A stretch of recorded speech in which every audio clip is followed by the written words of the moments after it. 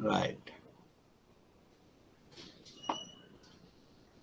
So, බලන්න මේකේ මේ good morning. අපි මේ දස්කන්නේ. මෙතන මොකද්ද මේගොල්ලන්? ඒක එනවා දැන් අර අප්ඩේට් එකෙන් පස්සේ.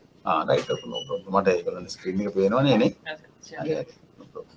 හරි ඔක්කොම. Right. Okay. Right. Thank you. හරි. Thanks. Right.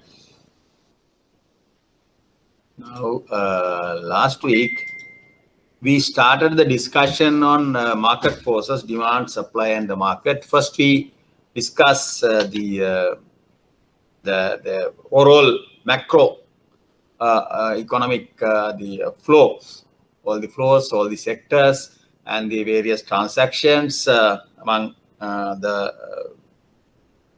different institutions, agents. Then we came to this the demand side of the market. First, we define the demand function, then demand schedule and demand curve. After that, law of demand says that there is a negative relationship between price and quantity demanded when other factors are held constant. Then the supply side, again similar to this demand side, we define the supply function. Supply function specify all the factors that affect the quantity supplied of a good or service, right? Then from that, assuming other factors are held constant, we derive the supply schedule. Supply schedule is the relationship between price and quantity supplied. When other factors are held constant, they are not variable, fixed. Then supply curve. Supply curve, there is a positive relationship between price and quantity supplied of a good or service when other factors are held constant. Right? Then equilibrium. Equilibrium, we said, at equilibrium, both parties are happy, both agents are happy, consumers are happy, producers are happy, because they both are willing to transact, exchange, purchase the specific quantity at the specific price. They are willing to buy or willing to sell Q star at P star price P star, point of intersection of demand and supply. Mathematically, everything is understood, right? But the economic interpretation, what is equilibrium, market equilibrium? Both parties are happy. They are willing to transact that, proceed with this transaction, right? That is the thing. Then we discuss behind the demand curve. Demand curve is drawn assuming other factors are held constant. Then demand curve would shift to the right or to the left when one of the other factors changes. This assumption, other factors are held constant, we say it is called the ceteris paribus in Latin term. It's very important. In applied economics, is a theoretical economics. We are learning theoretical economics. The ceteris paribus assumption is applicable in all the analysis, exchange rate or the national account, balance of payment, or the most of the cases, it is the micro or macro ceteris paribus assumption is there. But applied economics, you can't control that thing. Okay. Then behind the demand curve would shift up or down. We discuss increase in chicken price of chicken will shift the demand curve of fish to the right. This demand curve and supply curve, price of fish, quantity demanded of fish, price of fish, quantity of fish. Then initial demand curve DD is drawn assuming certain price for chicken, kilogram of chicken, there is a 600 rupees per kg. Now for some reasons, maybe due to the demand curve can shift up or down, increase in consumers, increase in the chicken prices, the number of consumers, with their taste changes. But in this case, what is the shock? Increase in price of chicken only. Still other factors are constant. Then when price of chicken increases, demand for fish increases, demand curve shifts upwards. Now, new equilibrium price, point of intersection shifts. P star to P1 star. another price, and another quantity. So now there's a higher demand for fish. Accordingly, price increases. Then we discuss similar to the supply side, demand side. Supply side also, supply curve can go up or down depending on the changes in other factors. If the diesel price increases, supply of fish decreases. If diesel price decreases, supply of fish increases. Supply curve shift to the right, like that. Then accordingly, you can determine the new price and quantity. Then price controls, very important, very important. Sometimes government intervene the working of market forces. Government intervene and inhibit, influence the market forces, the free markets. The government intervention is very is justifiable, clear, to protect consumers. Food prices are rising. To protect consumers, government put maximum price, ceiling price, or to protect farmers, suppliers, government put minimum price, floor price, in other words, right? So these are the two types of the price, controls.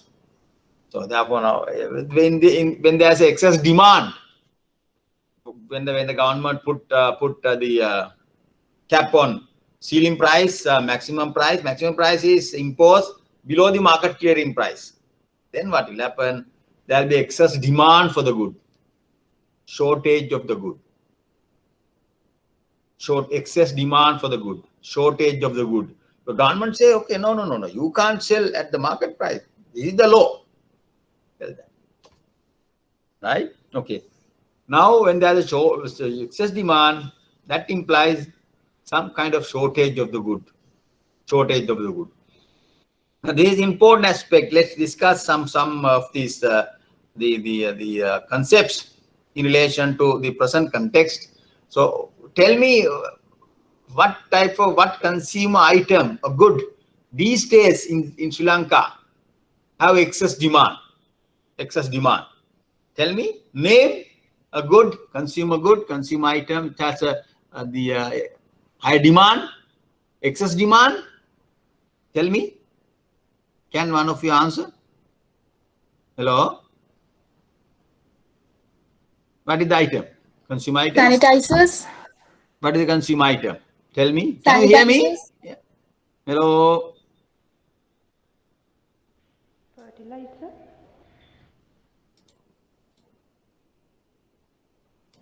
Can you hear me? Please tell me.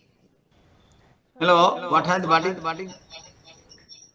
Hello? Fertilizers. Sorry? Fertilizer. Fertilizer. Okay, fertilizer. Yes, good. Fertilizer. Any other item? Another item?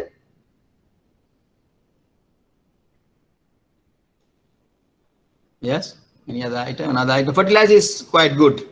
It's good. It's a good example. There's a shortage of fertilizer. People say there is a shortage of fertilizer, but government say there is no such shortage. But people have some protest the campaigns. They say we don't have enough sufficient the fertilizer. Okay. Another thing, vaccination. Vaccine.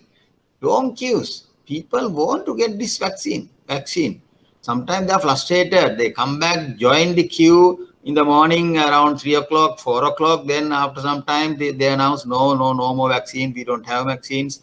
We have not received enough vaccine. We have got only 500 jabs. So today we can't. Excess demand.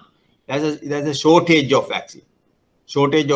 Not only one particular area. It's in Sri Lankan country as a whole, world as a whole, there's a shortage of vaccine. Vaccines are not produced enough quantities, right? So Sri Lanka is trying hard. Our country is trying hard to get, even to purchase. It's very difficult. Sometime US donated, WHO also, it's at a price of I think $10 per jab. Sometimes it varies from $10 to $20. So the excess demand. shortage of vaccines all over the world. In most of the countries, this problem is there. They don't have enough vaccine to they vaccinate their population, right? This is one aspect, right? Nowadays, suppose if there is a price, okay, shortage is there, long queues are there. If there is a price, some people, if people affordable, if they can be, quite rich people can get vaccinated. 8,000, 10,000 rupees per jab, per vaccine. But this is government, this is a public sector job. All over the world, this is a public sector job. It's a free of charge. The public is, government is providing this, rendering this. The government doesn't want to doesn't want to have the black market for this one. It's very unfair in that case. All over the world, it's a government job. It's a government job. Government get the vaccine somehow or other. Otherwise, for example, there's huge the demand, excess demand. So if there's a black market price, if there is a if some people can get this, that's a black market. Sometimes some countries you have this one. Even in Mexico, some fake vaccines were given at a price, at some price, because still there's a demand. It's a fake. It's not a real one, right? Maybe some insulin or something like some different the chemical they inject it, not insulin. Then that is another example. Shortage of vaccines country-wise, shortage of vaccines worldwide. But another aspect is there in this about vaccination. You may have read there's a huge disparity. Developed countries, US, European countries, they have excess. They have some huge stocks of vaccines.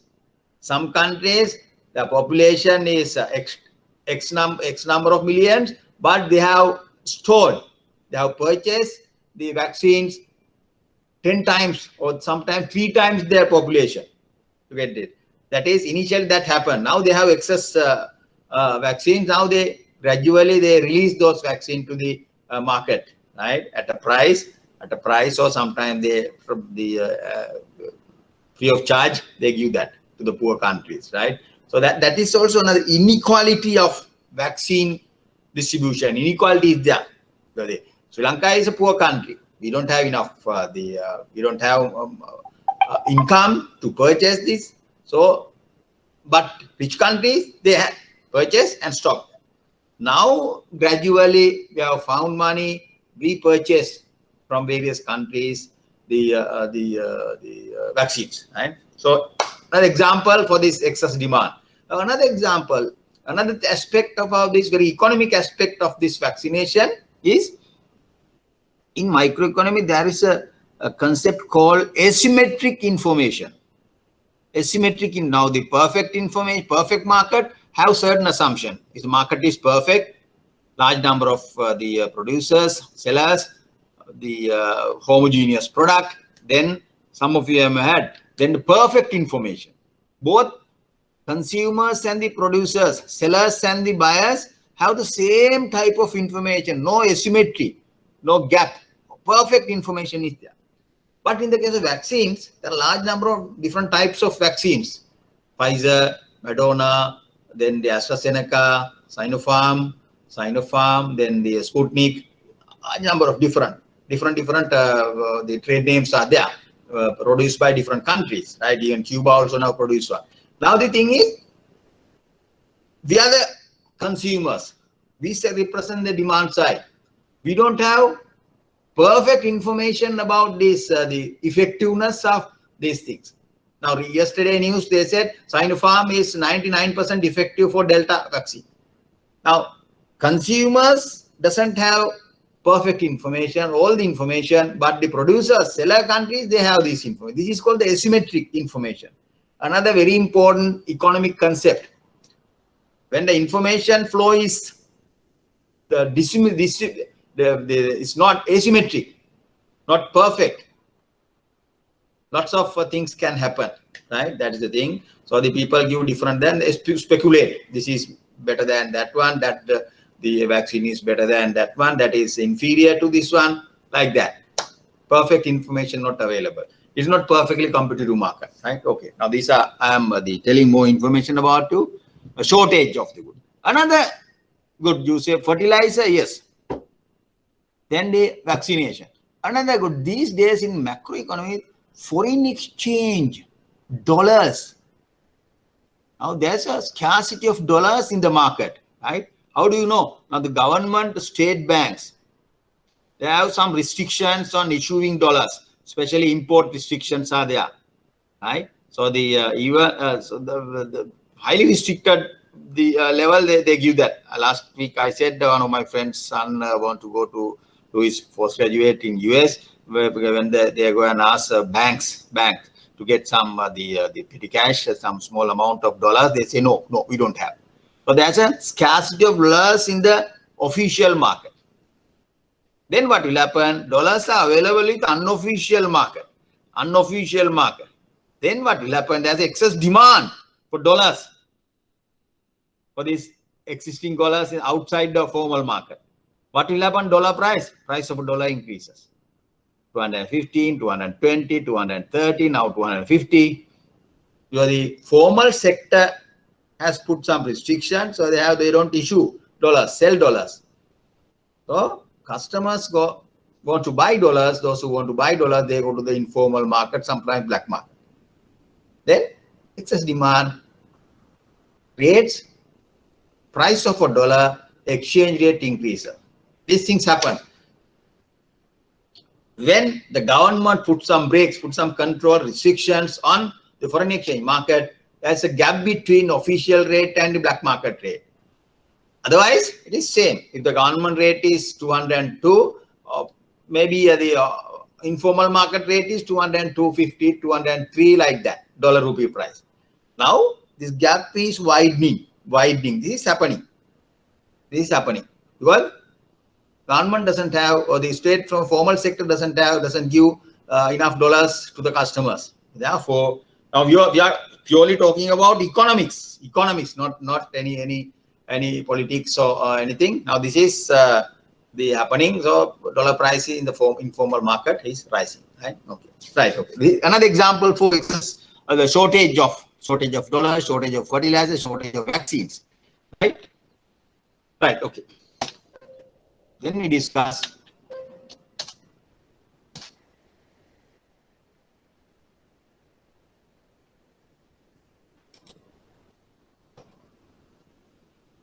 floor price, minimum price, ceiling price, maximum price is imposed below the market clearing price, because the market clearing price is high. Then government put market price below the market clearing price, right? Ceiling price and the floor price, then we discuss. Okay. Now we finished that. Actually, last week we started this elasticity also. The other lesson is this. The effect of price and income on demand. We discussed. We said demand curve is downward sloping. That's a negative relationship between price and quantity demanded when other factors are held constant. Supply curve, again, upward sloping. There's a positive relationship between price and quantity supplied when other factors are held constant. Then the question is quantification. If someone wants to know, okay, I know the law of demand, downward sloping the demand curve, negative relationship between price and quantity demanded. I just want to know if price increases by 10%, by how much, what is the percentage change in quantity demanded? If price decreases by 10%, by how much percentage increase in quantity demanded? In other words, quantification of law of demand, some quantitative measure, right? This measure is called elasticity, elastic, inelastic, perfect inelastic, like that. So we said there are 4 measures of elasticity generally. You can apply these to large number of the items, large number of elastic measures can be defined. But basically in this lesson, we are going to discuss only these four measures of elasticity: price elasticity of demand, income elasticity of demand, cost price elasticity of demand, price elasticity of supply elasticity. Right? So the first three measures are demand related elasticities.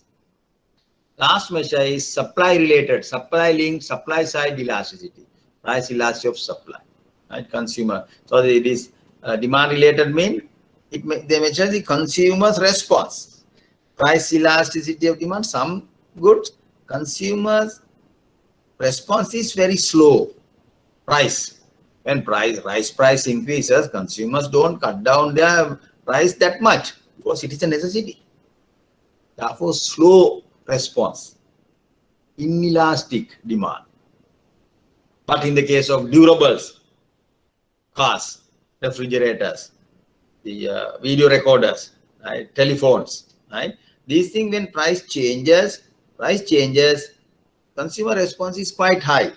If price increases, people cut down their demand much more than the price change. Like that, because they are not essentials, no, durable. The elastic demand, inelastic demand. Your income elasticity, when consumers' income changes, income increases, how does this response, reaction changes? He react to the quantity demand. When income increases, will he increase the demand more than the increase in income? Elastic.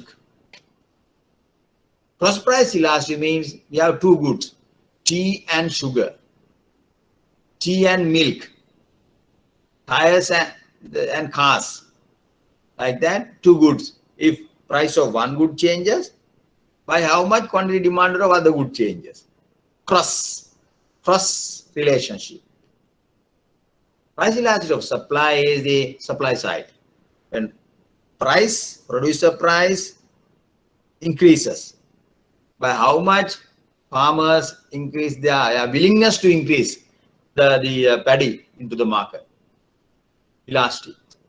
When price changes, if the farmers do not change at all, no change in demand, no supply, something like that.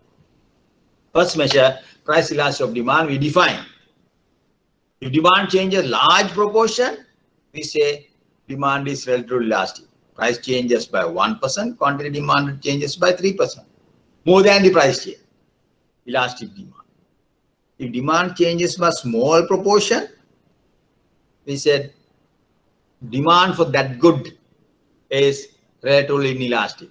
Price changes by 1%, quantity demand changes by 0.6%. Essentials, necessities, rice, dal, bread, their demand is relatively inelastic. First type of goods, durables, jewelries, cars, vehicles, like that, their demand is relatively elastic demand. Then these are the shapes of the two demand curve. Relatively elastic demand, flatter. Demand curve is flatter. You can see X, the intercept is higher than the larger than the Y-intercept. Y-intercept is smaller. Change in Y-intercept is a very small gap. But the X gap is higher, relatively elastic. In this case, other way around. Changing Y, price is higher than the change in quantity in elastic demand. So in terms of demand curve, shape of the demand curve also, we can understand elasticity. Two extreme cases, perfectly inelastic. Whatever the price, quantity demanded same. Insulin, we said. Demand for insulin.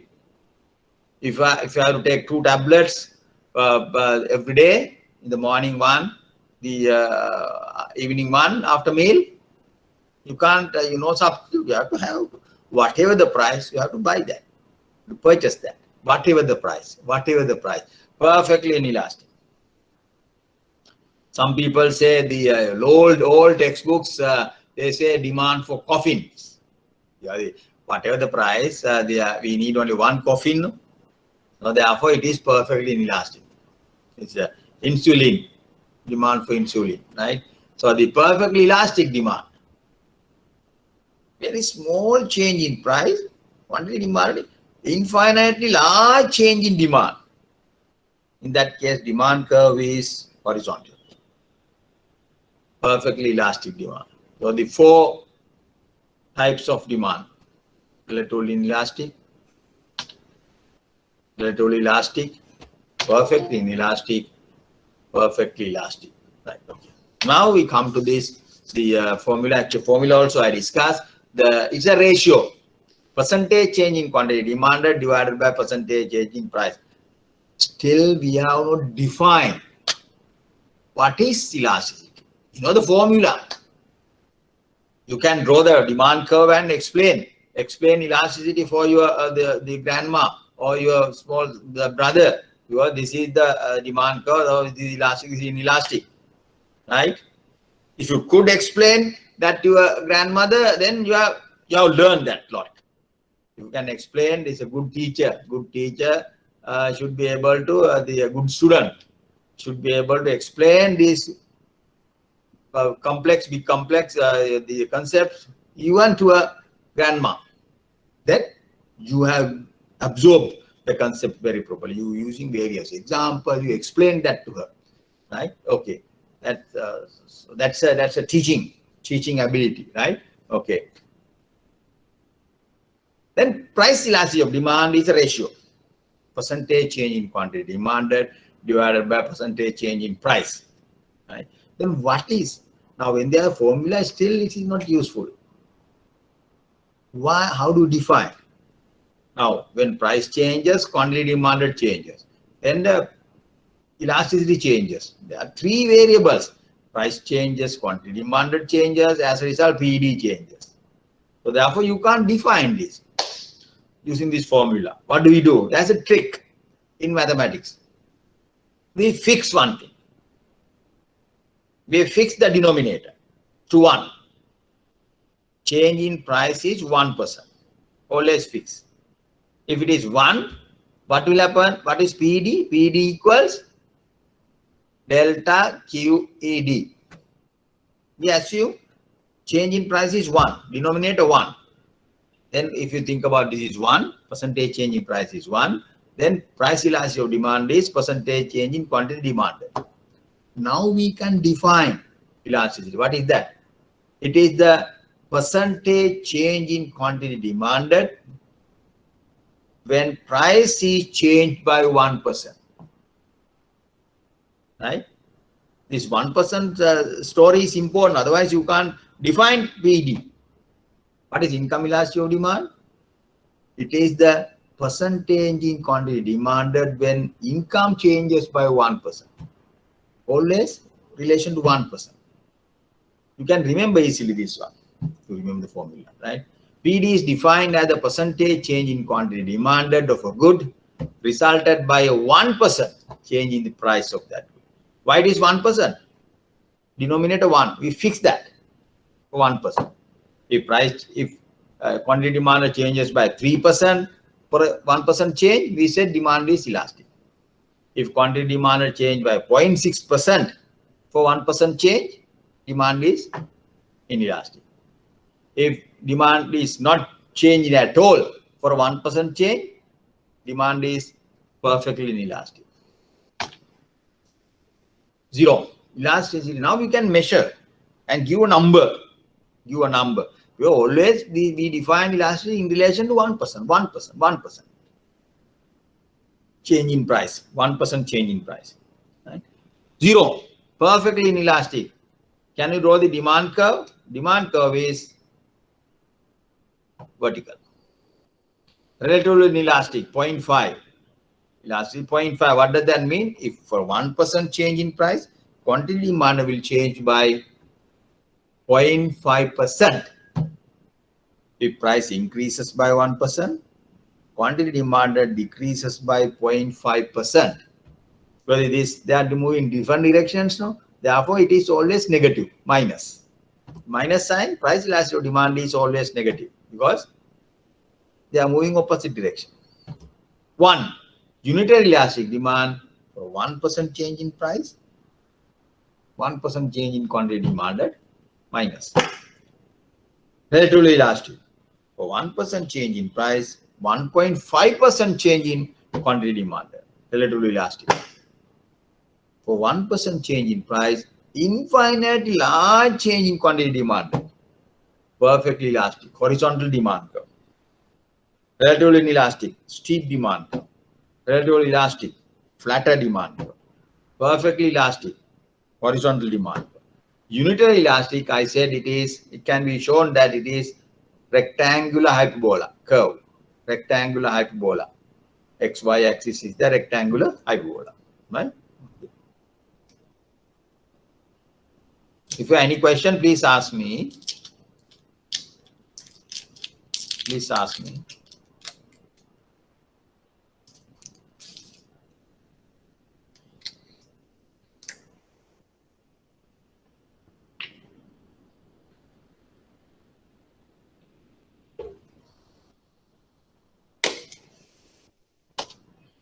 Right. First thing, now PD, still price elasticity of demand. We are discussing applications of price elasticity of demand. Who are the users? Why it is important? For the economic concept, theoretically you can calculate, explain everything, but there is no use. There is no point of this economic concept. Unemployment rate, GDP growth rate, balance of payment deficit or surplus, budget deficit or surplus. These are very important macroeconomic indicators to the policymakers. So then growth rate is negative. Now, for example, 2020 annual report is there. These are I have got a copy. So, all the sectors reported negative growth rate for 2020. 2020 growth rate.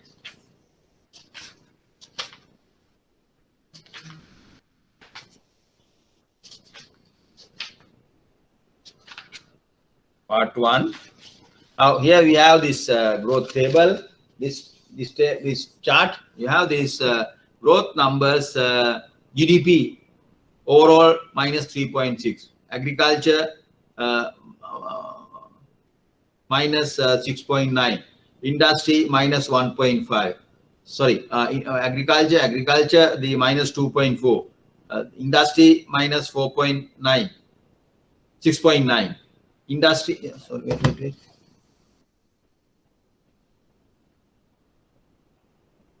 Yes, overall GDP minus 3.6, 2020. Then agriculture minus 2.4. Industry minus 6.9, huge drop. Then services minus 1.5.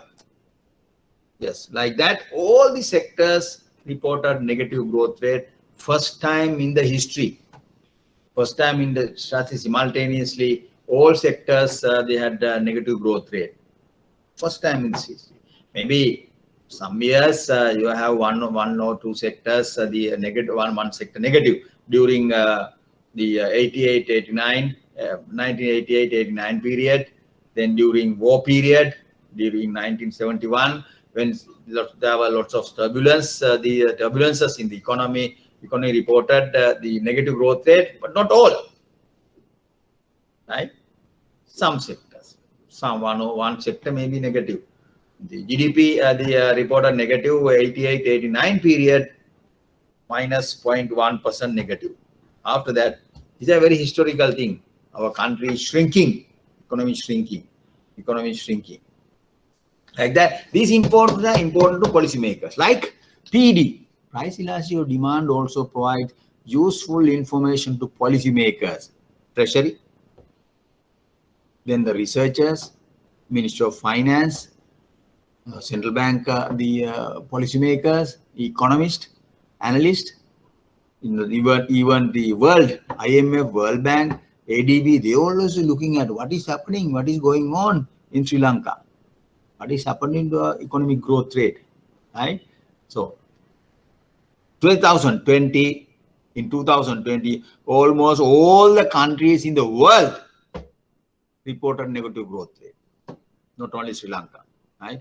All these sectors, take any country, India, US, UK, most of the European countries, because the COVID impact, pandemic impact is there.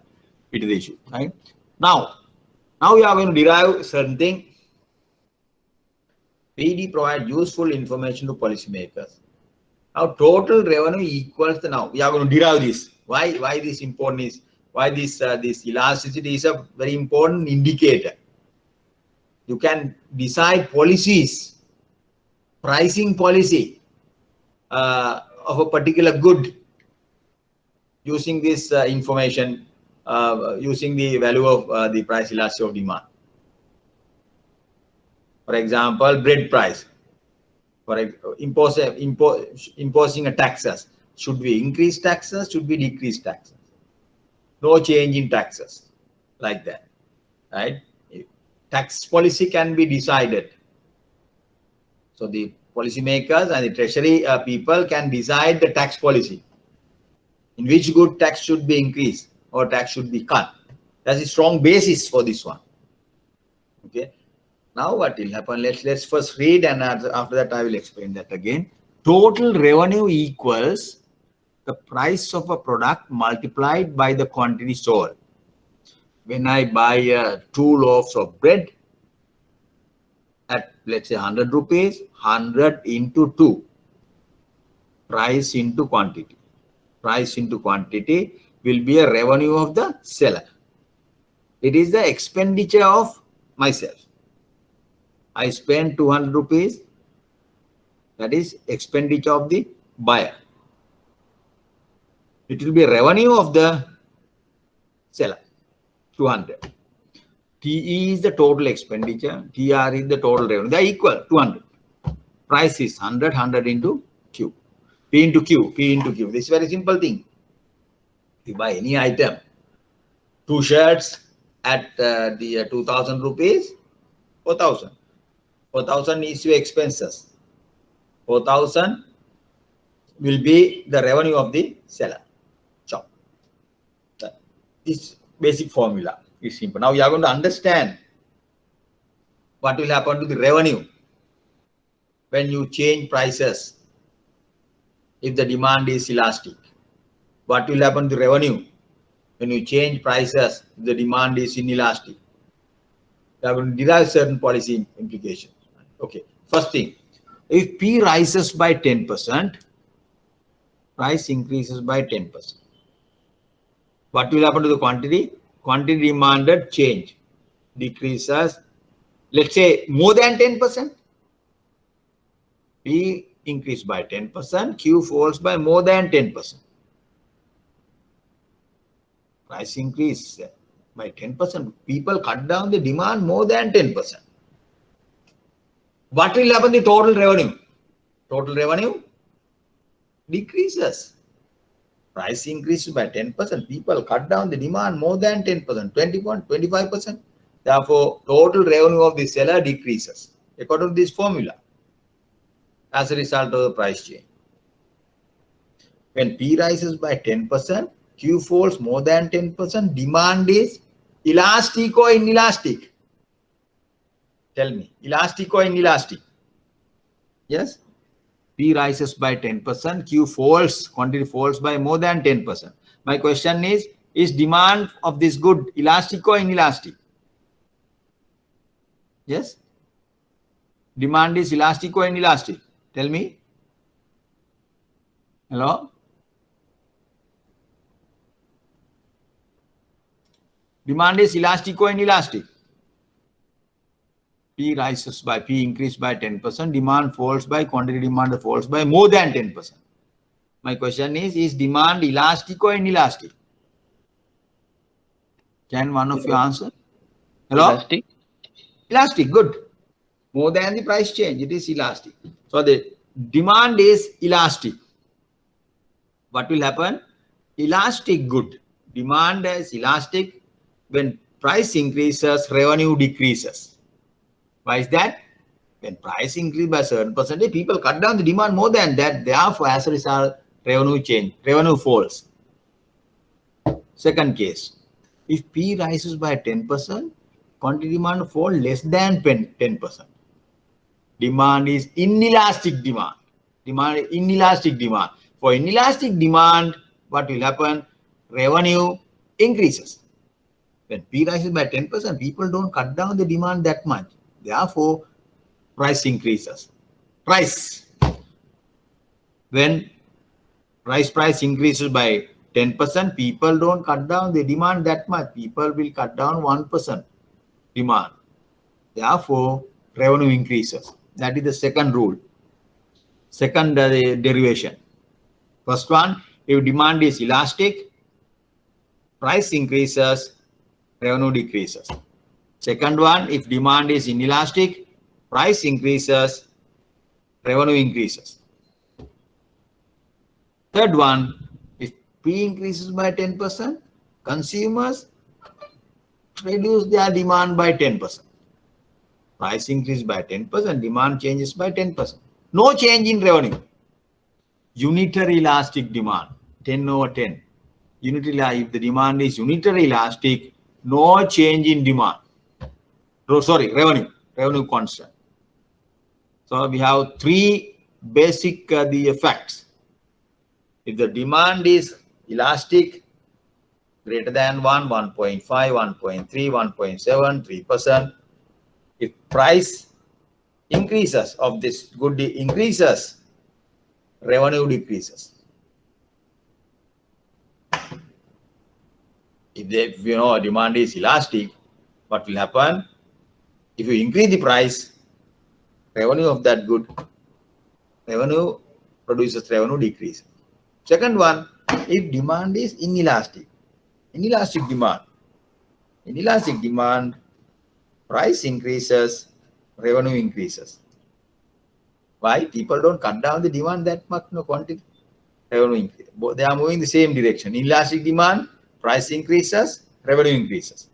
Elastic demand, price increases, revenue decreases. Third one, price increases, revenue no change. No change in the revenue, producers revenue. Now what will happen? Treasury, MOF, Ministry of Finance, officers can decide their tax policy, pricing policy by looking at the elasticity. Cigarettes, liquor generally has inelastic demand.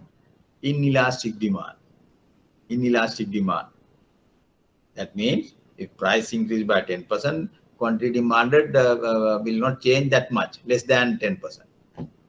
Inelastic demand. So every budget, most of the budgets, government increase the price of cigarettes by imposing taxes, tobacco tax, by increasing liquor tax, right? Increase the price. Why is that? Demand is inelastic. Rule number two, demand is inelastic. Therefore, every time when government increase the price, revenue also, their tax revenue also increases. I give the example for this, the first one. 1995 budget, long time ago, government cut down, reduce the price of beer using the tax policy. Reduce the price of beer price, bottle of beer. Huge reduction is price of beer. Then what will happen? You might think, okay, when price decreases, government tax revenue will go down. That won't happen. Revenue increased. Why is that? Demand for beer in Sri Lankan economy has elastic demand. When price decreases, revenue increases. Elastic demand. That happens. Government cut down the price of beer, anticipating that revenue will increase. Yeah, revenue increase because when price decreases, people start drinking more and more beer. Quantity increases more than the price decrease. Revenue increases. So simple three rules. For inelastic demand, increasing the price will decrease the, for elastic demand, increase the price will decrease the revenue percentage wise. Inelastic demand, increase the price, increase the revenue. Unitary elastic demand, pricing policy does not have any impact on revenue. If you increase prices 10%, quantity demand falls by 10%, no change in revenue percentage-wise. Right? These three rules. Now you can see the importance of these three, the relationship between elasticity, the pricing policy, and the government revenue. Elasticity, seller's revenue. Elasticity, pricing policy, and the seller's revenue. Elasticity, pricing policy, and the seller's revenue. If demand is elastic, if you increase the price, revenue decreases. If the demand is inelastic, if you increase the price, seller increase the price, revenue increases. The demand is unitary elastic, pricing policy is not effective, powerless. Unitary elastic, pricing policy powerless. No way the government to get more revenue, right? So that's why it is said this PD is a very important concept, measure, indicator for policymakers, Ministry of Finance, researchers, right? Okay. Determinants of PD, because I will give you some the quiz. You can discuss these things, right? I think I have some questions also here. Yes, I have. Determinants of PD, factors that affect the price elasticity of demand. Still price elasticity of demand, not the income elasticity. But different goods have different elasticities. Some good has inelastic demand. Another good, elastic demand. Another good, unitary elastic demand. Different goods have different elasticities. Some are more elastic, relatively more elastic. Some are relatively inelastic. Minus 0.6, minus 0.6, minus 0.3, minus 0.2, minus 0.1, minus 0.001, inelastic. Minus 3, minus 1.5, minus 5, minus 7, minus 8, relatively elastic. Greater than 1, without the sign. That is it. Oil, demand for oil. What do you think? Demand for oil, inelastic or elastic? Demand. Demand for oil has elastic or inelastic demand? Yes? Demand for oil, crude oil. Demand for petrol or demand for diesel, relatively inelastic or relatively elastic? Inelastic, sir. Sorry? Inelastic. Inelastic or elastic? Inelastic. Yeah, I can hear only elastic. Elastic. Yes, you are right. Inelastic. Relatively inelastic demand. As relatively inelastic demand. If price changes by 1%, quantity demanded will not change that much. Price elasticity of demand for oil is minus 0.001. Very small amount. Price elasticity of demand minus 0.001. Highly inelastic demand. Demand curve is nearly perfectly, nearly vertical. Slightly slant. Nearly vertical because it's essential. Right?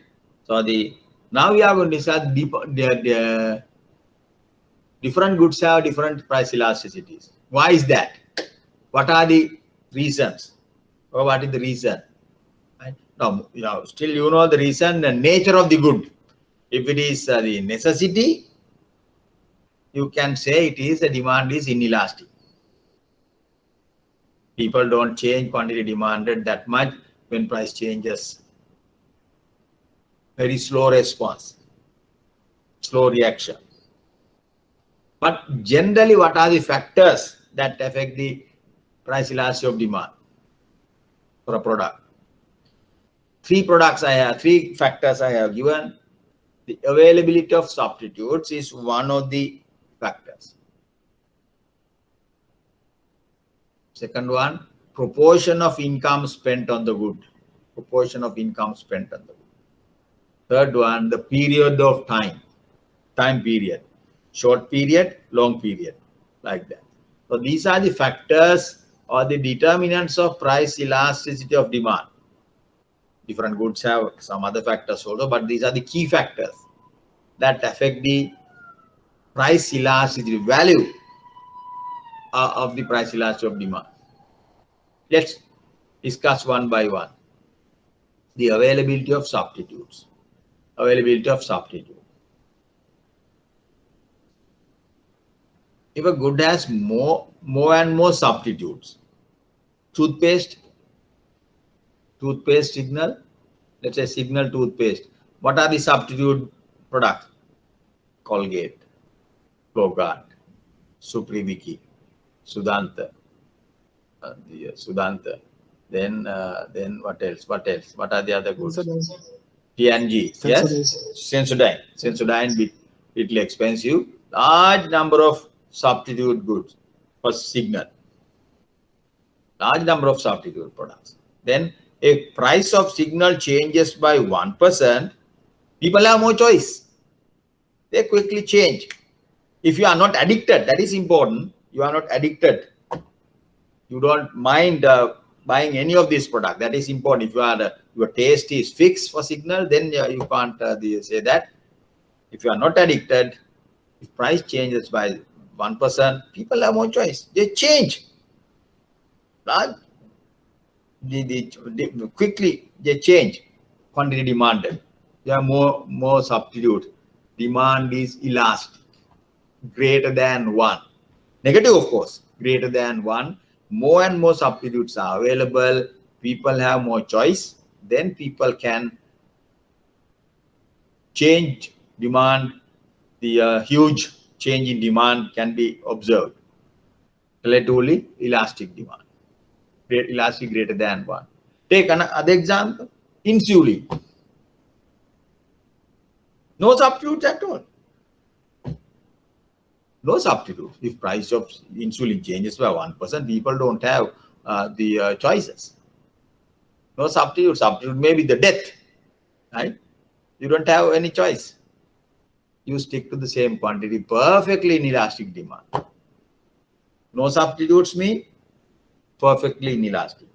More substitutes mean more elastic, relatively more elastic. Elasticity greater than 1. Good example is toothpaste. Proportion of income spent on the good, another factor. Number 2, proportion of income spent on the good. Sorry.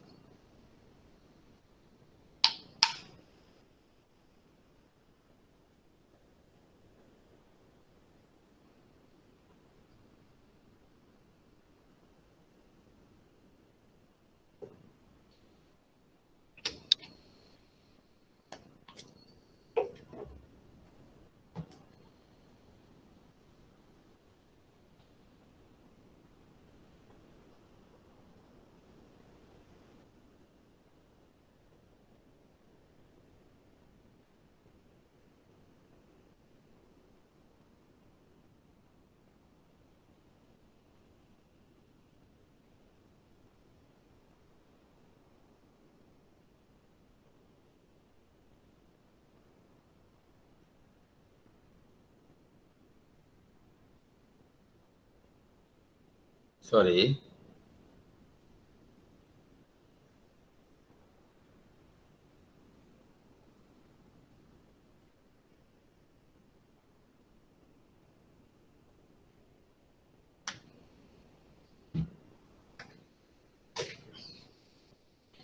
Right. Proportion of income spent on the good.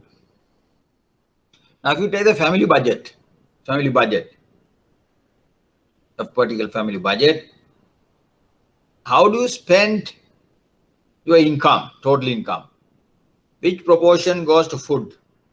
Which proportion goes to the medicine, education, electricity, fuel and light, clothing? You can have breakdown. Food 35% maybe, clothing 10%, education another 5%, medicine it's expensive 15%, like that. Then you have the breakdown of this proportion of income spent. If you take another, inside this food category, you have micro items, rice, condiments, salt, the dal, sorry, then you have the chilies, like that. Within the food group, again, you can calculate proportion of income spent on that particular good. If you take some items like salt, our proportion of income spent on salt maybe is very small. Some item, negligible items, so the proportion of income spent on the good is negligible. Therefore, when price of those goods changes that much, we don't look for substitutes goods in our categories, even clothing or some other good group also. If the proportion of income spent on that particular good is negligible, we don't look for substitutes. We will stick to the same quantity. Demand is inelastic. Smaller the proportion of income spent on the good, demand for that good is inelastic. Sometimes perfectly inelastic, relatively inelastic. If the proportion of income is higher, large, then demand is elastic. We go for this. We look for this substitute products. Demand changes more than. If proportion of smaller the consumer spending on a certain good or service, that will tend to have a relatively inelastic demand. Smaller the proportion, smaller the elasticity. Less than 1 inelastic, relatively. Higher the proportion of income, the elasticity, higher the elasticity, relatively elastic. Then that is one. The period of income, period of time, third one. Now, when we say over a longer period of time, people can alter spending habits or find more substitutes. Thus, elasticity may be greater the longer the period under review. Short run, long run. 5-year period, 25-year period. Short run demand, long run demand. Short run demand curve, long run demand curve. Now in 1973, world has a huge increase in oil prices. Oil shock. In 73 years, 73. Developed countries or the developing countries, the OPEC countries increase by limiting the total oil production. They increase get higher prices. Oil price increase. Developed world has a huge problems. Lots of problems because the oil is an essential item. So the first 3-4 years, there are lots of issues. Cost of living increase, transportation cost increase. You don't have substitute those days for the oil. 3-year period. Then what will happen? Then scientists gradually did research, and they found different substitute products. After 25 years time, a large number of substitute goods. Substitute product, oil, biogas, solar power, solar energy, then nuclear power. Nuclear power, nuclear plants are there in Japan, everywhere, India, everywhere. There's one nuclear plant very close by to Sri Lanka in Chennai. I think Kerala or Chennai, you have the nuclear plant, right? Some people are worried about that. If there is a leakage, there's huge problems, right? So the biogas, nuclear power, wind power. What else? What are the other power sources? Then using sea waves also, some countries doing try to produce the electricity. The research are going on, right? I think some countries they have the wind, nuclear, biogas. Then these are the three key substitute products. So people found lots of more and more substitute goods. Then what will happen in the long run? Lots of the substitute products for oil Then what will happen? Demand curve becomes elastic because more substitute. In the short run, demand curve is steeper. Short run demand curve, first 5-year demand curve, if you draw the demand for the first 3 years, steep demand curve. Long run demand curve is flatter. Why? Elastic, relatively elastic. Why? More substitute goods. Another example, demand for banking service. In 1950s in Sri Lanka, we have very few banks, 3 or 4 banks. Let's say 3 banks, HNB or their Bank of Ceylon and People's Bank, all 1960s, they started 2 or 3 banks. Right? HNB is there. Then the short run, those are 50 to 55 years period. Demand for banking service, demand curve is steeper, relatively inelastic, the steep demand curve. Then what will happen? People's Bank came in 1960s after foreign banks, local bank, 1980s, 83, 84 period, Sampath Bank, then commercial bank. Now today we have around 25, 27 the commercial banks altogether. Then what will happen? If you take 50 to 2000 period demand, if you draw the demand curve for 50 to 2000 period, demand curve is flatter, relatively elastic. Why is that? Reason is more substitute the services, banks, more and more substitute banks, banks were there, more substitute service, banking service. 50 to 55, inelastic. People don't have choice, but longer period, you have a choice. Over a longer period of time, people can alter spending habits or find more substitutes. I discussed 2 examples, banking example, one thing. Then the oil example, another thing. Short-run demand curve, long-run demand curve. Thus, elasticity may be greater the longer the period under review. Now here we say in the long run it will be flatter. The long-run demand curve is flatter. Short-run demand curve is steeper. Long-run demand curve is elastic. Short-run demand curve is relatively inelastic. It could go other way around also. Short run elastic, long run inelastic also a possibility. But generally, when people can't find more and more substitute goods, demand curve becomes flatter. Determinants of the PD. Now these are these 3 key factors of price elasticity of demand. Different goods have different elasticity. Some are elastic, some are inelastic. Some are unit elastic. Even within the inelastic demand, different values. Some goods one good 0.3, 0.6, 0.7, 0.8 like that. Elasticity category -1.5, -3, -2, -5.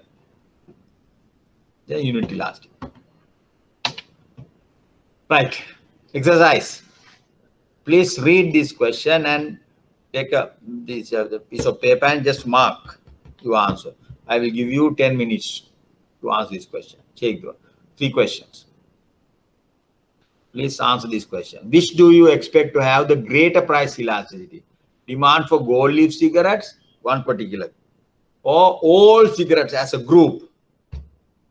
Demand for Colgate toothpaste or all toothpaste as a group?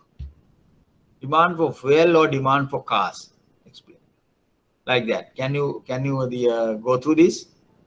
Now the time is 11:36 now. 11:36. We'll start 11:45. 11:45, 46. 10 minutes. I'll give you 10 minutes. Please go through, read the questions. Even if you an answer, please understand the question. And if you can, please mark answers. 10 minutes.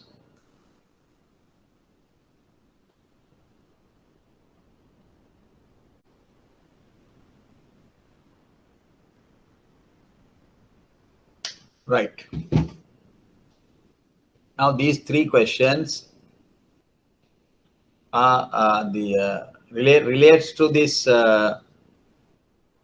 determinants of price elasticity, that's a section, and the and also the uses of price elasticity of demand. 2 slides. Uses. Last question is about the uses of price elasticity. First 2 questions are about the determinants of price elasticity. Which do you expect to have the greater price elasticity? I mean the elastic demand. The demand for gold leaf cigarettes or the demand for all cigarettes as a one. Which good has a greater price elasticity? Gold leaf or the all cigarettes? Elastic demand. Gold leaf or all cigarettes? Demand for all cigarettes. Tell me. It doesn't matter. Whatever the answer, yes. Which good has a higher price elasticity? Gold leaf cigarettes or the demand for all cigarettes? And why? Tell me. Hello? What is the answer? Tell me. Sorry? I can't hear you, dear. What is? All cigarettes or... Sorry? For the all cigarette? All cigarettes. Why is that? You are right. Perfectly correct. Why is that? What is the reason? You are right. What is the reason? Yes, you are right. No. I mean, greater price elasticity. Greater price elasticity? No, you are wrong. You are wrong, actually. Now, if you take gold leaf cigarettes, you have more substitutes. More substitutes are available. Demand is more elastic.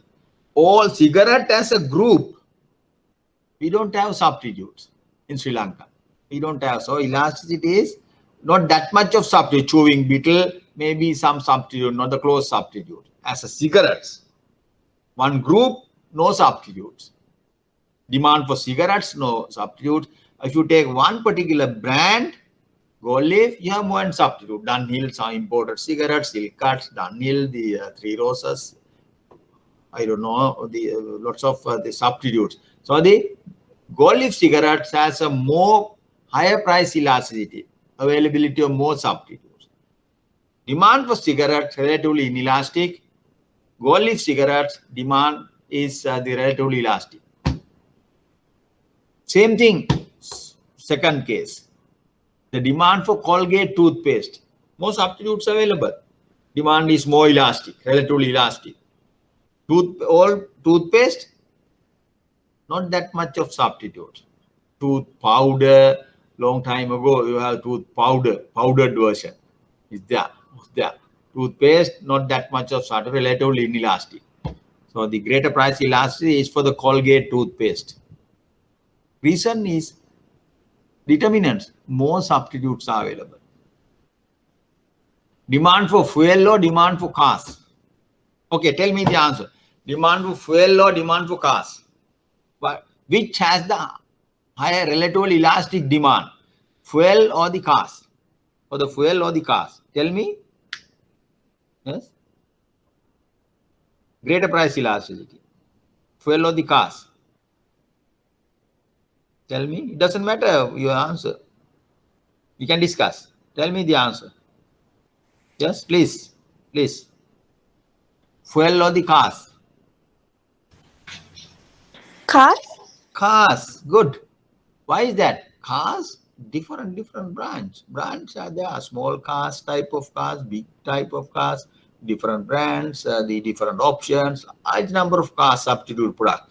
Demand for cars is more elastic than the fuel. Fuel is essential, necessity. Demand is relatively inelastic. Without fuel, you can't do anything.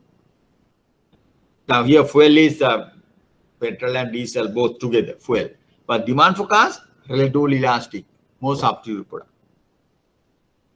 Right? Nowadays, what is happening in the world, actually, people are going to small cars. You can see, even in the Sri Lanka, you have very small cars. That is the trend. People's perceptions have changed now, going for small cars. Fuel efficiency is there, no? Fuel efficiency is there. That sometimes some countries, the electricity cars.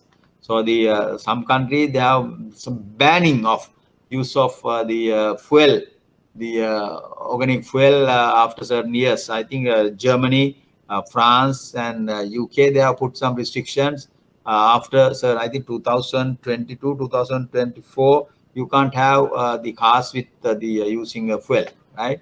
Diesel cars and the petrol cars. Yeah, they have put some restriction. Please go to Google and very interesting information.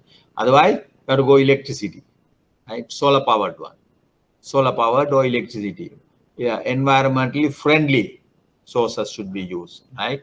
So the that is the fuel. Even fuel has itself has a problem. Fuel deposits limited. Maybe another 40 to 50 years, the world may not doesn't have any fuel. They are exploited at this rate. They are exploiting fuel at a very high rate.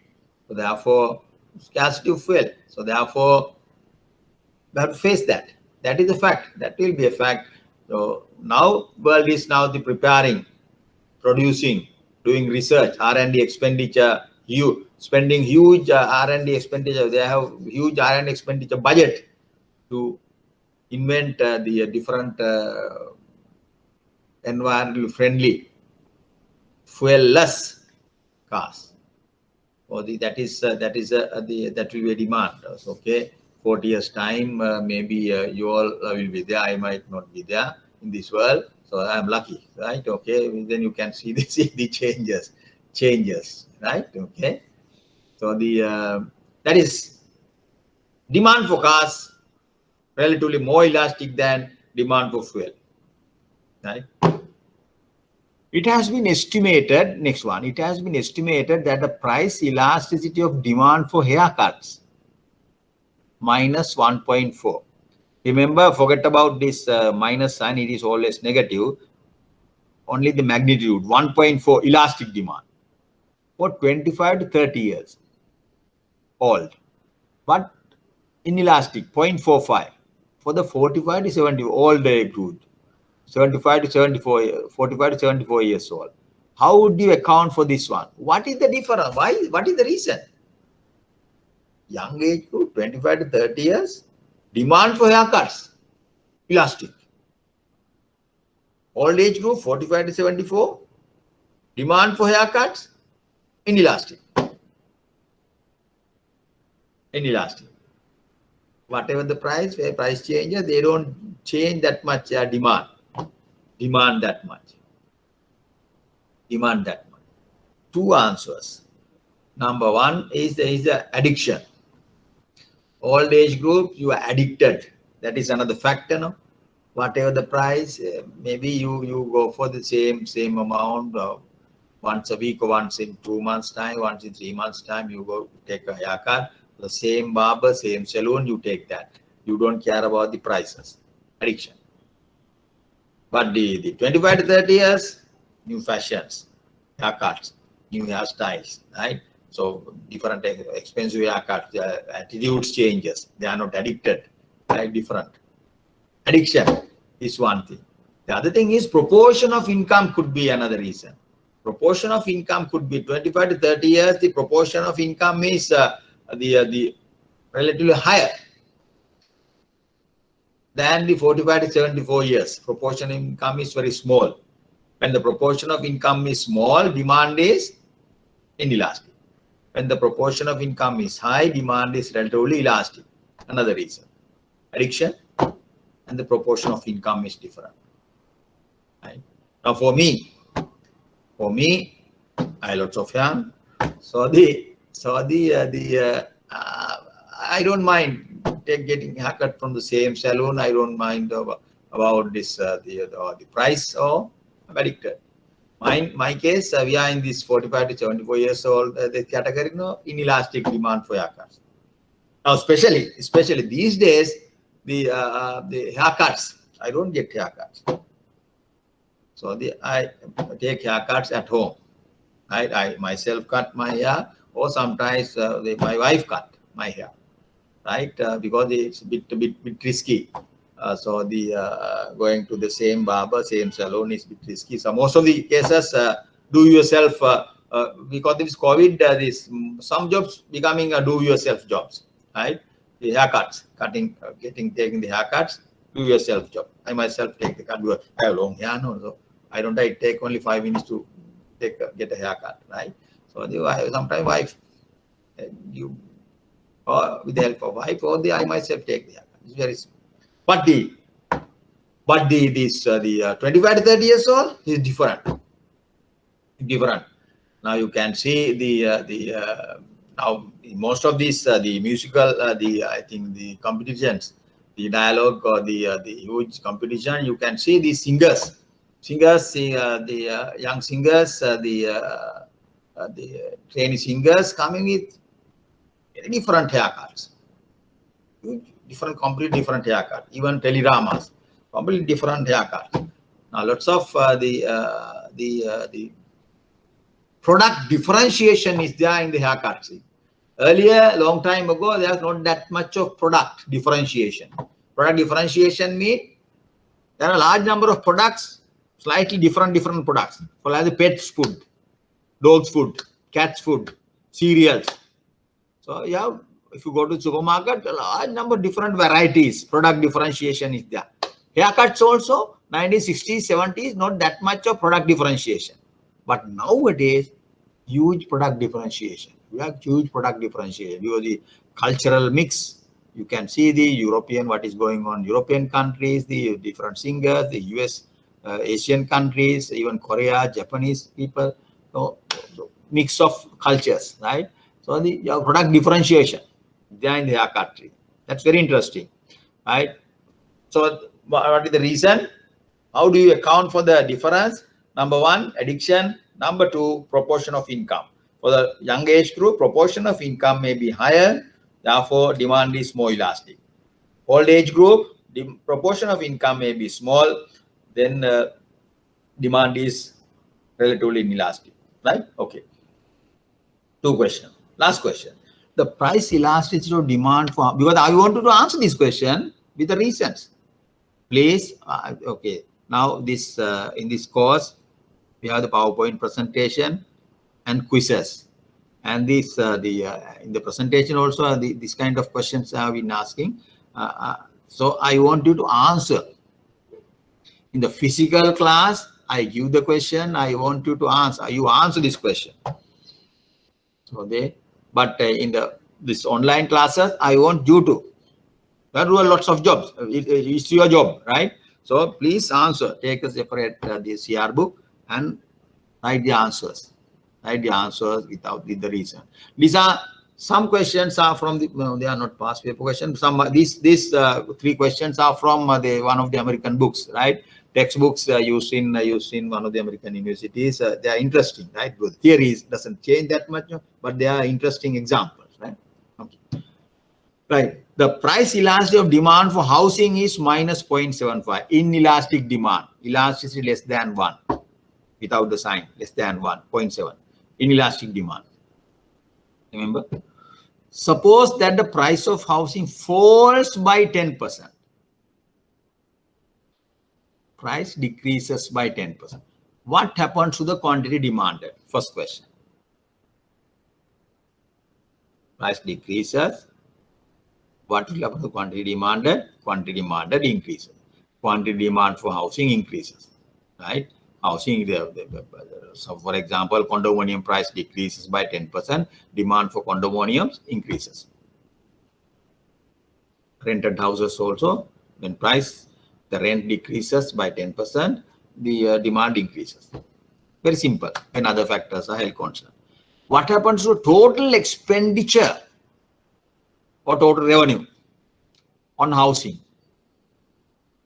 That is interesting. That is interesting. Demand is inelastic. Go back to this sorry.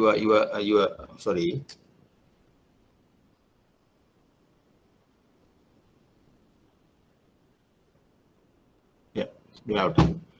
Demand is inelastic demand. Remember, we discussed the application of the elasticity. Demand is inelastic. When price increases, revenue or the total expenditure increases. Now, in this case, what will happen? Price decreases, revenue or the expenditure decreases. So what happens to total expenditure? Expenditure decreases. What is the key point? Elasticity. You check the elasticity and the pricing, changing price direction of price. If the demand is inelastic, price decreases, revenue decreases. Price increases, revenue increases, inelastic demand. If the demand is elastic, price decreases, revenue or the expenditure increases. Price increases, revenue or the expenditure decreases if the demand is elastic, greater than 1. So what is the question? First part, suppose the price of housing falls by 10%, what happens to the total quantity demanded? Quantity demanded increases. More than 10% or less than 10%? Less than 10%. Why? It will increase by 7.5%. For 1%, 0.75. 10%, 10 times, 7.5%. Price decreases by 10%. Demand increase only by 7.5%. Demanding 10%. 0.75 is for 1%. 10%, 7.5% increase. What happens to total expenditure? Total expenditure definitely, when price decreases, expenditure decreases. Where people don't cut down the demand that much. So increase the demand, increase demand, but the fall in price is there. No? Fall in price more than the increase in demand. Therefore, expenditure decreases. People are benefited. Right, okay. That is about price elasticity of demand. We define the price elasticity of demand. We illustrate using the demand curve, shape of the demand curve. We illustrated the price elasticity of demand, elastic, inelastic, inelastic, or the not elastic, perfectly inelastic. Then we discuss the uses of price elasticity of demand, then determinants of price elasticity of demand. This is the quiz, 3 questions from these sections. Now we move to the income elasticity. Income elasticity of demand. When you discuss PD, definitions, interpretations, easily you can understand. If you understand the definition and the interpretation of the PD, this is also very simple. ID is defined as this in the box, this big formula, percentage change in quantity demanded divided by percentage change in income. Don't read the first 2 lines. Now the ID, income elasticity of demand, percentage change in quantity demanded divided by percentage change in income. In terms of our notations, percentage, delta change, quantity demanded. Denominator divided by percentage change in income. Right? It is the consumer's response to quantity demanded when his income changes. PD is when price of the good changes, how does the consumer respond? In this case, when consumer's income changes, increases or decreases, how does he respond? Income elasticity. Define, but how do you define? What is the trick? We set percentage delta I 1%. If it is 1%, denominator 1%, you can see the formula ID equals therefore percentage change in quantity demanded. Understand this formula? Delta I is fixed. We assume it is 1%. If it is 1, ID equal delta QI QD.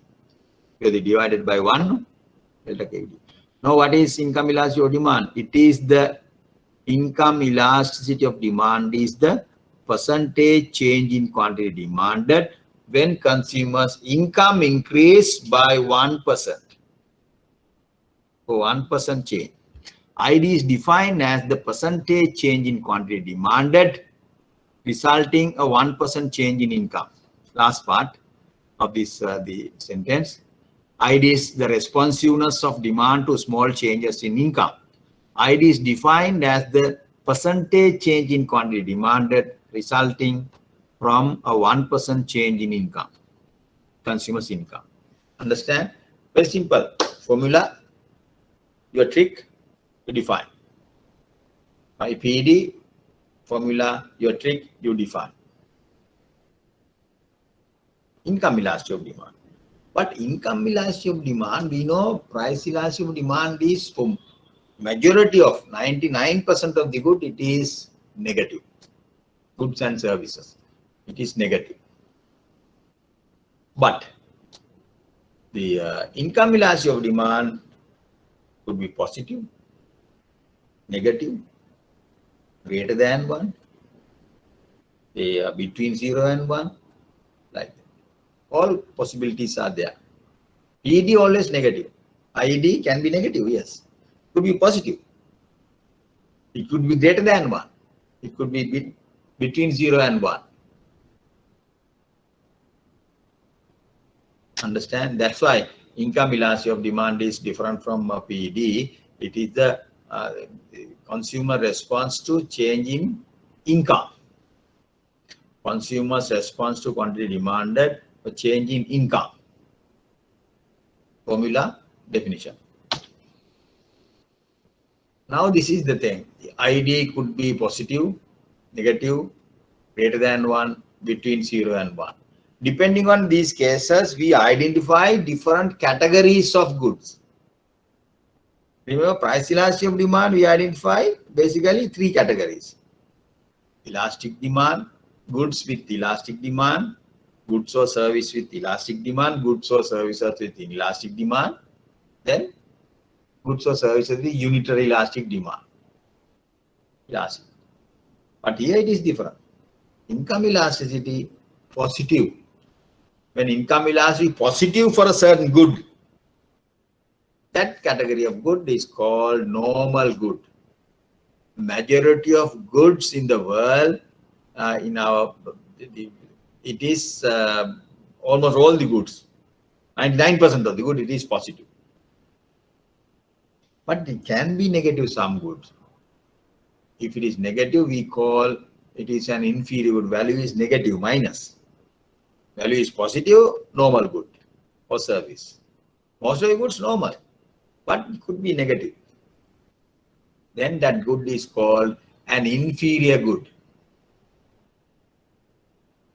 Luxury good, income elasticity greater than 1. Then income elasticity, value is greater than 1. We call that particular good or service is called luxury good. Necessity goods, the value of the elasticity between 0 and 1, 0.3, 0.5, 0.7, income elasticity between 0 and 1, we say that good category of goods or the good is called, good or service is called necessity good. Right? Now, for example, in economics, luxury goods has a specific definition. Now we say he has a luxury life, has lots of luxuries. General layman's talking, generally in public, it says it's a very luxury life. Is the luxury goods, he has lots of luxury apartment, luxury goods. But in economics, we define luxury good. If income elasticity greater than 1, we categorize that good or service as luxury. Right? A normal good has a positive income elasticity of demand, ID. Positive. Positive. An inferior good has a negative income elasticity of demand. A luxury good has an ID that is larger than 1. A necessity good has an ID between 0 and 1. Between 0 and 1. Right? Normal good. Demand. What is normal good? What does that mean? Positive mean when income increases, consumers' income increases, he increase the demand for that good or service. When income increases, demand increases. Income increases, demand increases. That's why it is called positive. The inferior good, when income increases, demand decreases. Income increases, demand decreases. Inferior good. Luxury good, Income increases, but demand increases more than 1%. More than that. Income increases by 10%, but people increase the demand 20%. Greater than 1. Necessity goods always 0 and 1. Income increases, but people don't think that it is always 0.3, 0.5, 0.7. Positive. It is positive, but between 0 and 1. All necessity goods are normal. It is positive, no? Positive.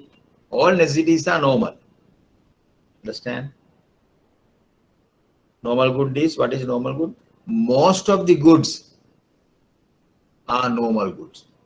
When consumers' income increases, demand increases. Positive. Income increases, demand increases, mean demand curve is downward sloping, no? When income increases, demand curve shifts to the right. Demand curve shifts to the right in the case of a normal good. Demand curve or income increases. Along this demand, maybe demand curve, initial demand curve, let's say 5,000. When income increases to 10,000, demand curve shifts to the right. Normal good. In the case of a normal good. In the case of an inferior good, what will happen? Initial demand curve, income 5,000. Income increase of 10,000, but demand decreases. Inferior good. Inferior good. Shift in the demand curve to the right. Positive good. For a normal good. For an inferior good, demand curve shift down. Negative. Luxury goods, again it increases more than the increase in income, greater than 1. Necessary goods, it is positive between 0 and 1. Income elasticity of demand, right? It is a consumer response to change in income. Change in income. Cross price, I will use the assignment here. Cross price elasticity of demand, CPED. CPED.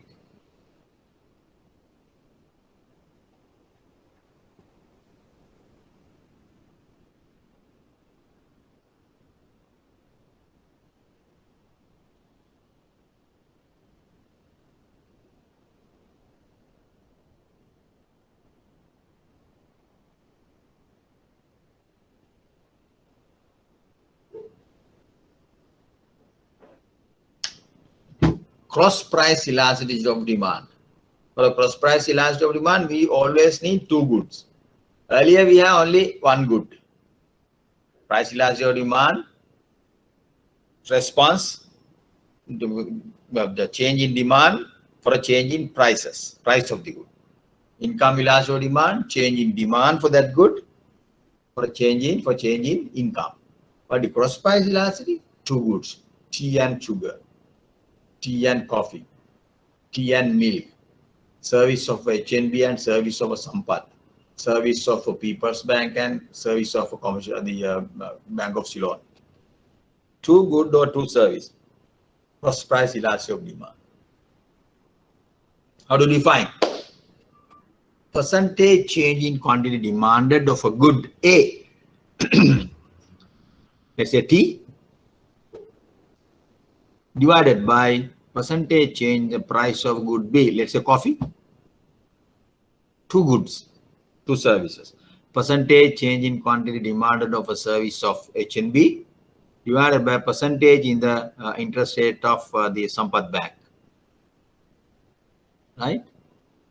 2 banks, 2 the goods. According to our notations, percentage, delta stands for change, quantity demanded of good A divided by percentage change in price of good B. Understand? Right. How to define now? Our trick.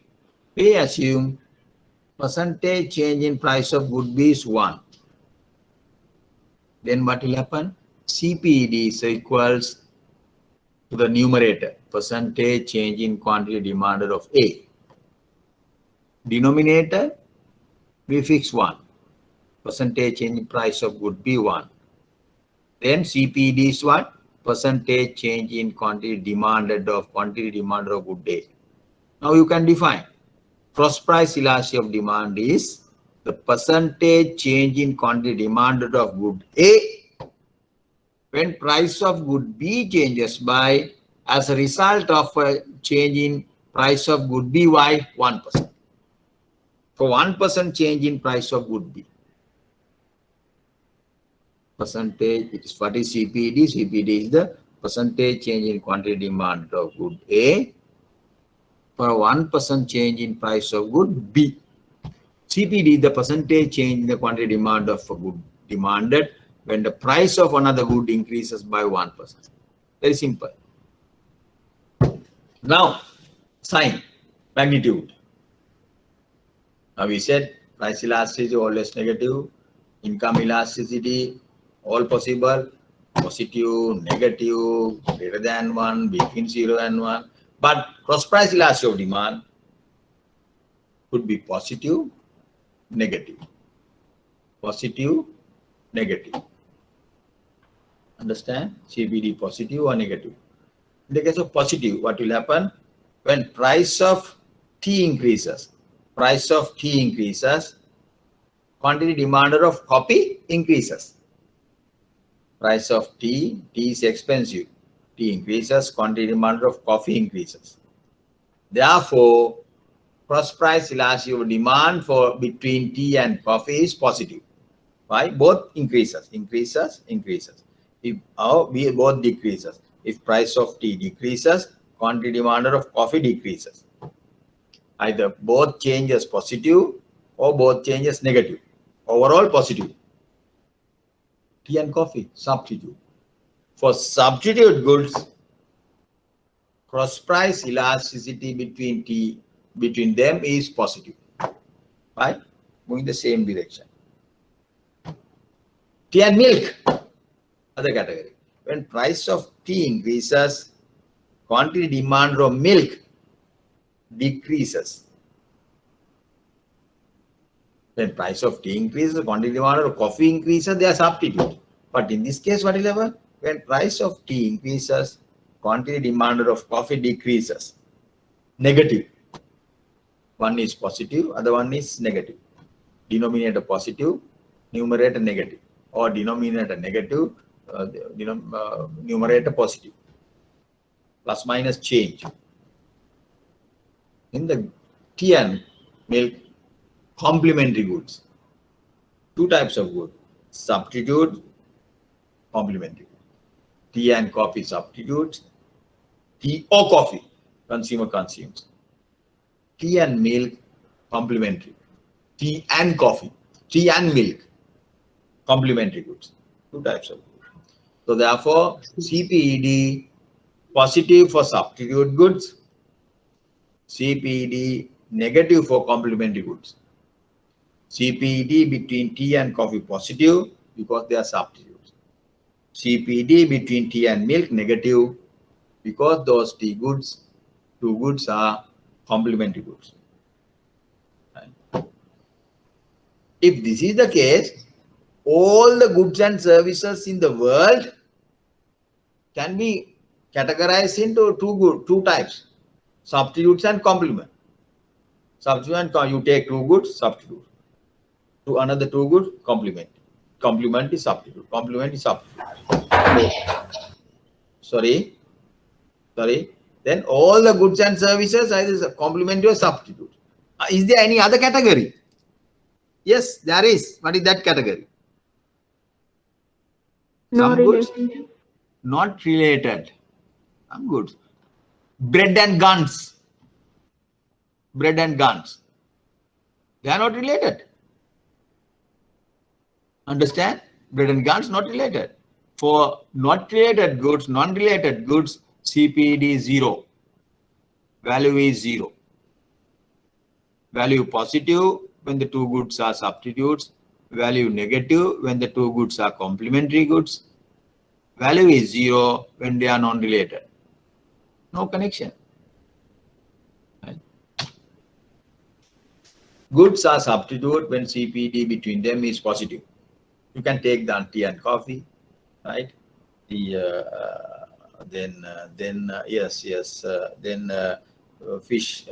Fish and chicken, fish and meat, chicken and beef, mutton, like that. They are substitute goods. Service of Sampath Bank, service of HNB, service of a commercial bank, substitute services. We calculate CPD always positive. Goods are complements. For complementary good, the CPD between them is negative. Service of tea and milk. Then fish and chips. Fish and chips complementary. Complementary goods. Fish and chips. CPD between them is negative. Service of a Sampath Bank and service of a central bank.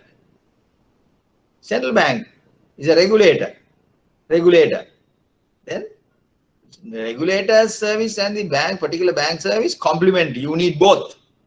Otherwise, it's central bank issues circulars, about the interest rate policies, about the loan, about the disbursement. These days, especially because of this COVID, especially in the foreign exchange market, they'll issue lots of circulars with regard to foreign exchange, right? Issuing of selling of dollars, right? Selling of dollars, right? There are some certain restrictions on this one.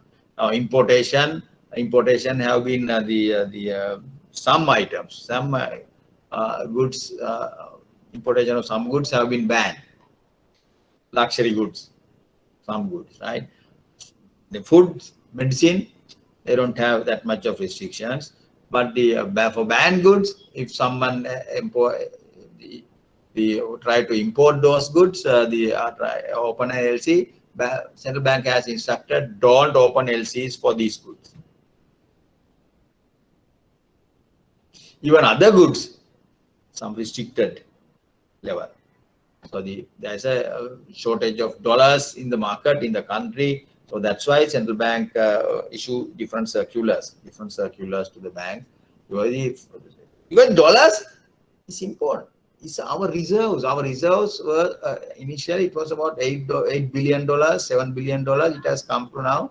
The 2.5 billion or $3.5 billion. Reserves. Countries' reserves are measured in terms of foreign currency, dollars. Our reserves comes down. Why is that? Why it is important? Reserves are important. Why reserves are important? Reserves, if you take a household, your household, then what are your reserves? Reserves, you have two types. Monthly income is there. Incomes you get from your employment income, interest rate income, rent income, you are getting that. If you are working, your brother is working, mothers are and fathers are working, you get income. Reserves, like assets, foreign assets, household also assets, your house, your car, your jewelries, the land, right? These are the assets. Sometimes financial assets. If you have purchased some shares, household, some FDs are there, they are financial assets. Assets are there, right? Then some of all these assets called the household reserves, household assets. It reflects, total asset reflects your creditworthiness, right? Your richness, wealthiness. Like that, country also has foreign exchange, foreign reserves. One reserve in terms of dollars. More reserves means your wealthiness increases, credibility increases, your creditworthiness increases. You can get loans. Even the donors are willing to, lenders are willing to give loans. Your assets, good assets, right? So the assets, foreign assets are very important. Now foreign assets are coming down. Not because of I think it is not because of this the there's something to do with those past regimes or the governments or these regimes. No, basically, these times our reserves are coming down because of the COVID. Tourist earnings, dollar earnings, no more. The Middle East earnings, no more. Transfer payment, they have come down. Middle East workers, quantity surveys, engineers, one time, as I can remember, the quantity surveys, a plane load of quantity surveys with their families, around 125 people came to Sri Lanka. So they were working there, even the Dubai or the Saudi Arabia, sometimes Doha, Qatar, they were there. They were unemployed.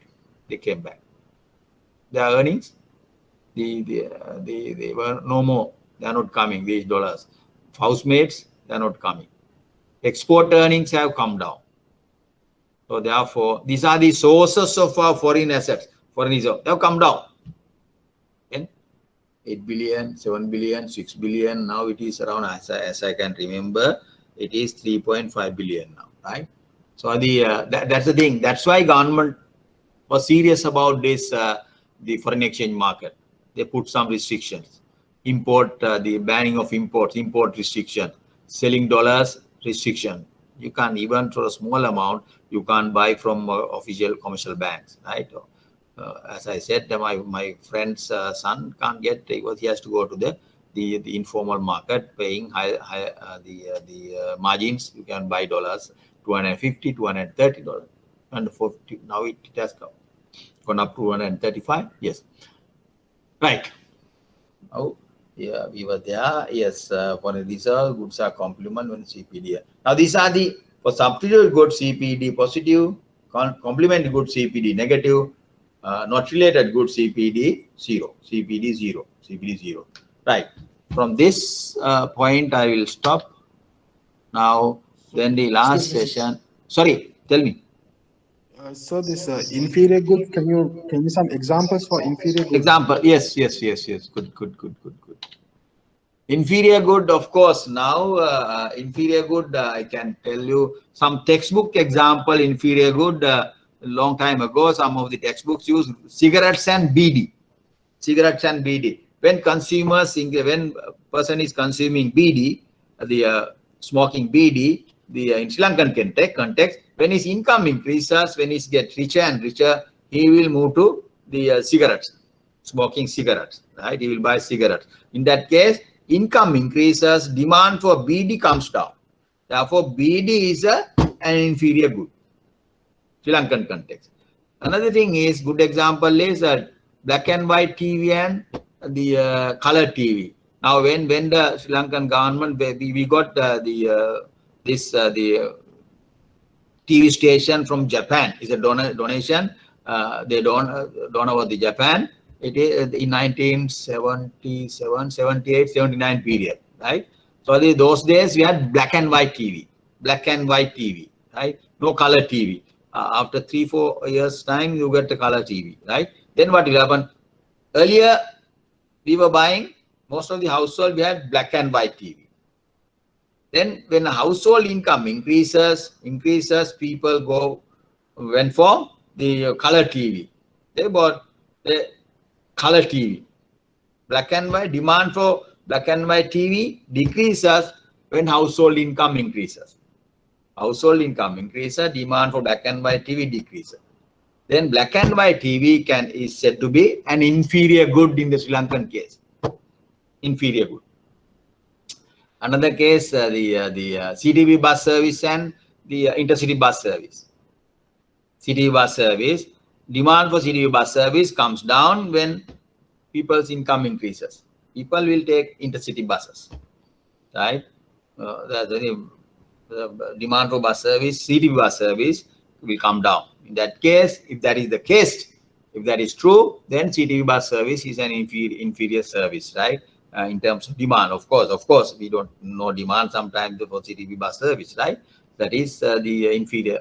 Okay, the example like that, you can think of when consumer income increases, demand decreases. Household income increases, demand decreases. BD, then the bus service, black and white TV, like that. Different, very difficult. Okay. Then the last measure, PES, we'll discuss next week and with another new lesson. Before that, I will give you another tutorial quiz. See you all on Saturday 10:30.